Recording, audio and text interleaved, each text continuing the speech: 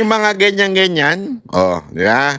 Ang hirap matulog niyan. Oh, unless makapal ang mukha mo. Unless katulad ka ni Marcos, sobrang kapal ng mukha, nakakatulog pa. Ewan ko kung ano ginagamit to, nakakatulog yung animal na yun. Di ba? Eto, mukhang di na nakakatulog to. Tingnan nyo itsura, oh. Oh, oh. Hindi, alam mo, si Dada, ginagawa niya ng lahat. Lahat ng pagtuturok, lahat ng ginagawa sa kanya nung ano bang ano yun? Ewan ko kung ano yung pinopromote nilang pampapayat. Ginagawa na nila. Hindi naman siya pumapayat ng ganyan. Eto talaga, kahit lobo-lobo na, bonjing na nga ang tawag ni Amy Marcos sa kanya, pumayat ng ganyan. Stress yan, Brad. So, kumbaga sa ngayon po, it's about facts and evidence and hindi lang political noise or speculations. Kaya the ICI commissioners were able to ask me many questions and I was able to answer it. Medyo napalinaw no, kung ano yung naging role niya or role ng mga kasamahan niya sa pag... Wala! Anong malinaw? Sa inyo lang malinaw! Wala namang kaming alam. Nadinig ba namin yung sagot niya? Tinanong nyo ba siya ng tama? Baka nagbulahan lang kayo dyan sa loob eh. Baka nagkapi-kapi lang kayo dyan eh. Baka, oy, paano ba sa atin dyan? Baka ganunan lang kayo dyan sa loob eh. Anong malay namin? Ibukas nyo kasi yung pagdinig nyo dyan. Ginawa nyo kaming gago eh. Di ba? Nagago na nga kami ng gobyernong to, tinatago nyo pa. Ilabas nyo! Hindi, alam mo, pasensya ka na, Mr. Brian Osakaw. Hindi naman ako nagdududa sa'yo. Pero kaduda-duda na nga yung mga pagdinig na nangyayari dyan. Diba? Kaduda-duda na nga yan. Tapos, hindi nyo pa ilalabas sa publiko yung pagdinig dyan. Anong katarantaduhan yan, sir? Hindi, sorry pero hindi naman sa nangaano tayo, pero nangaano na nga.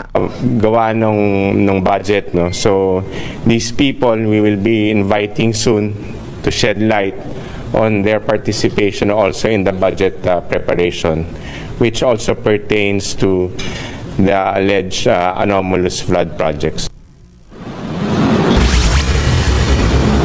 Bukod dito, humarap din sa komisyon si Budget Secretary Amenang Pangandaman. Ito ay para ipaliwanag ang proseso ng... Kahit sino pa humarap dyan, kahit si Satanas pa humarap dyan, wala kaming pakialam. Hindi nyo na may pakita sa amin kung ano nangyayari sa loob. Ano namin sasabihin na yan ay maayos na pagdinig, maayos na investigasyon? Kung wala naman kaming access, ano to? Tangina, bilyon-bilyon ang nanakaw. Tangina, trilyon-trilyon ang nawala. Ghost project lahat. Tapos ayaw nyo ipakita sa amin. Ano yan? Ghost investigation? Ano to? Ang budget, Diba? ang budget ng Pilipinas ay hawak lang ng 2 tao. Oh, malinaw yan. 2 tao lang.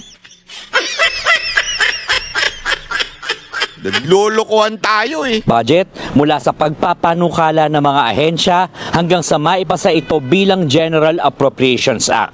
Nagbigay rin daw ng ilang suhestyon ang komisyon para mas mapaayos ito ng DBM. Root no show naman ngayon itong si dating ako Bicol Party List Representative Zaldico dito sa pagdinig. Oh, tangina no, show na naman tapos wala hanggang ngayon di pa kinakancel yung passport. Gago! Hoy, Zaldico, meron tayong hearing sa October 16. Huwag mong kakalimutan, ha? Pag hindi ka sumipot, ibig sabihin, bastos ka sa judge. Yan ang totoo. Hindi mo nire-respeto yung judge. Inakusaan mo ako na kung ano-ano. Tapos di ka pala sisipot. Maya ka naman sa balat mo. Hindi, kasi dapat nag-akusa ka eh. Di ba? So, ikaw bilang sa depensa, meron kang karapatan na i-cross-examine through your lawyer yung mga nag-aakusa sa'yo. That's the due process. Yung inakusahan, pwede yun, trial by absentia, may tinatawag tayong ganun, okay lang yun. Okay? Pero yung nag-akusa, kailangan talagang sumipot. Kasi nga po, kailangan siyang tanungin, i-cross-examine dun sa mga akusasyon niya. Ang lakas ng loob mo mag-akusa, di ka naman pala aatin. Gago! Maya ka naman doon sa judge, ang bait-bait pa naman nung judge dyan. Hindi totoo, mapakabait po nung judge at saka ano siya, nang tawag doon? Fair. Tapos ganyan ka lang? Huwag ganun. Di ba? Kung si Romualdez ang tatanungin, dapat daw lahat ng naiimbitahan ng ICI ay nararapat lamang na humarap sa komisyon. Ang sabi naman ng ICI, pag-aaralan pa nila yung susunod nilang gagawin kung dapat nga ba silang pumunta sa korte para humingi ng warrant of arrest laban dito kay Ko. Ruth. Gerard, bukod dun sa pahayag kanina ni Speaker, no, meron pa, ni dating Speaker, meron ba siyang information kayo dyan na nakuha kung meron siyang halimbawa may mga tinukoy na iba pang pangalan na posibleng dawit or iba pang mas specific na details? Kasi nga, di ba, hindi naman natin nakikita yung ongoing na hearing, no? Wala kasi tayong access dyan. Tama, Ruth, talagang mukhang walang pagbabago tungkol sa desisyon ng ICI na isa publiko yung mga hearing. Ano? Pero kanina katulad nga sinabi nitong si Attorney Husaka, may mga pangalan na binanggit itong si dating House Speaker Romualdez pero hindi ito binanggit sa amin at ang paglilito. Moro-moro lang yan. Anong pangalan? Siya na pinakamataas dun sa kamara. May papangalanan pa siya? Tapos ang susunod na sa kanya, sa kataas-taasan si Marcos na eh. I mean yung under siya, ibig sabihin masasabi nating merong siyang koneksyon na makapangyarihan. Yun lang. Posible naman Senate President, di ba? And speaking of the Senate President, di ba? Yan nga yung idinidiin nyo si Chis Escudero, di ba? Ano nangyari? Nga. Walang kwenta. Oh. Yung pala ngayon, ito mga kababayan, gusto ko lang i-point out to sa inyo ha. Napaka-importante kasi na i-point out natin ito eh. Anong ginawa nila kay Chis Escudero? Di ba? Anong ginawa nila? Siniraan nila ng siniraan? Bakit? Kasi nga po, pinangalanan, si unang-una nagpangalan diyan kay Romualdez, itong si Chis Escudero. So, siniraan nila ng siniraan yung para matanggal as a Senate President. Kung ano nung inimbento. Tapos, eto ngayon, tanggal din siyempre. Pag natanggal siya, tanggal din si Blue Ribbon, si Marcoleta. Damay-damay na, di ba? Ang mangyayari niyan, ano nangyari? Ngayon, may pautot pa silang, hindi, nag-resign si Lacson kasi ayaw na sa kanya ng mga senador. Gung ang palusot nyo yan. Tapos ngayon si Erwin Tulfo na, di ba? Ano palusot niya? Hindi na ngayon yung flood control. Iba na ang aming ihihiring. O, tingnan nyo na.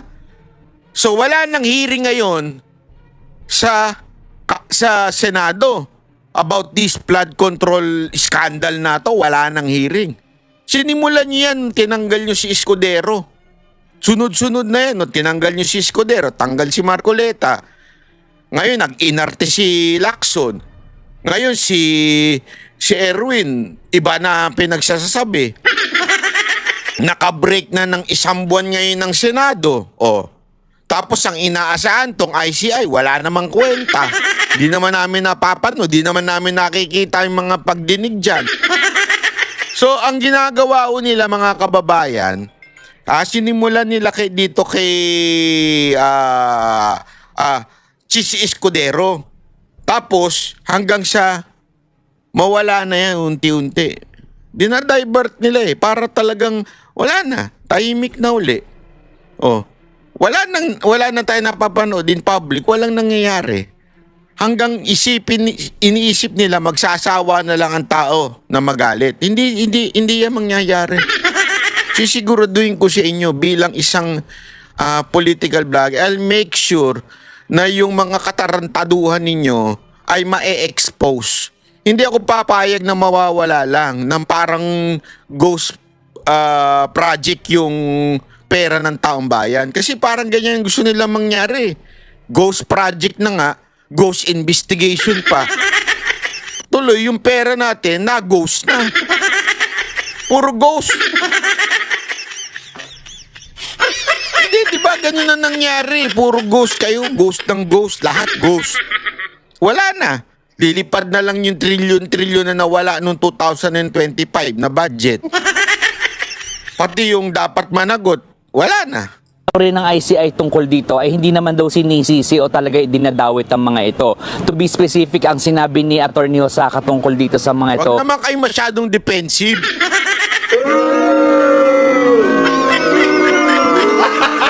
Gago!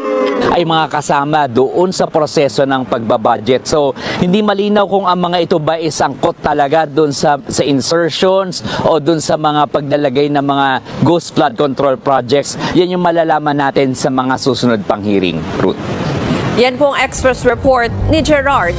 Ewan ko lang mga kababayan kung hindi kayo mabibuisit sa mga ganitong balita. Nakakabuisit, no? Hindi, alam mo, ito makinig kayo mabuti. Kaya na lang, ang kakapal na ng mukha ng mga bataan ni Marcos. Yan ang totoo. Ang kakapal na ng mukha kasi alam nila they can get away with these things. Itong mga korupsyon na nangyayari. Kasi, tangina, ito na nga, lantaran na nga. Yung pagnanakaw, nakakawala pa. Diba? They can do something about this. Diba? Ang dami na sinasabi, hindi namin pwedeng paulihan kasi wala pang kaso, bla bla bla bla bla. Gago, kansilehin nyo lang yung passport, tapos na usapan. Pauuwiin na yan. Hindi, cancel. Sa social media, kitang-kita nyo na yung travel ni Zaldico. Diba? Tapos, ayaw nyo pang kanselahin yung passport. Pag kinansela nyo yung passport, hindi na makakabiyahe yan. Hindi na makakabiyahe yan. Tapos pwede nyo na siyang ipa-deport doon sa bansa na yun. Sabihin nyo, oh, ito, walang passport to, kinansela na namin, no? I-deport na yan. Hahanapin na yan. Eh, wala eh. Ibig sabihin, nakakalusot yung mga inaakusahan. O ito si Romualdez, aba, happy pa, walang niya. Pa, darating na. Diba? Kaya na rin, ang kapal na ng mukha, papakita ko sa inyo kung gaano kakapal ng mukha itong mga to, ha. Eto, tingnan nyo, pag dinig ito sa budget deliberation nito, tingnan nyo kung gaano kakapal yung secretary ni BBM. Wala pong discretion ang ibinigay sa akin ng Basta excess mandate po. na yon. Mandate. Oo, maliwanag yung walang discretion na ibinigay. Basta excess revenue. Ang pakiusap ko lang, can you just spare the health? I mean, kung maaari, kung magkakaroon kayo ng mga ganong provisions in the future, wag lang po sana yung health. Ang ganda ng pakiusap ni Mr. Malasakit, di ba? Ang ganda ng pakiusap ni Sir Bongo eh. Kita nyo naman. Siya kasi, alam mo, itong maman to, hindi to mahilig sa politika. Hindi ito yung senador na hindi confrontational even if loyal sa Duterte to. Hindi ito confrontational. Ang kasi sa kanya, concern niya kung ano yung ikabubuti ng mga nasa baba. Kaya okay na ako dun eh. Kasi kita mo naman nagtatrabaho itong mama na to. Kasi marami nagsasabi na bakit daw hindi siya nakikipag-away. Hindi niya yun lugar eh. Hindi niya yun papel, ika nga. Ang papel niya to make sure that our people, lalo na yung maliliit, matulungan. Especially sa health and sa sports. Yan yung kanyang advokasya talaga. Kita nyo naman ang sipag niyan. Siya gumawa ng Malasakit Center. Talagang yan ang pinaglaban niya noong panahon ni Duterte. Ngayon yung Super Health Center na sa mga barangay na alam mo, kasi yan yung hindi makita ng mga iba na mayayaman. Kasi yung iba mayayaman, pag nagkasakit, pupunta na lang ako ibang bansa para magpagamot. Walang tiwala sa mga doktor natin dito.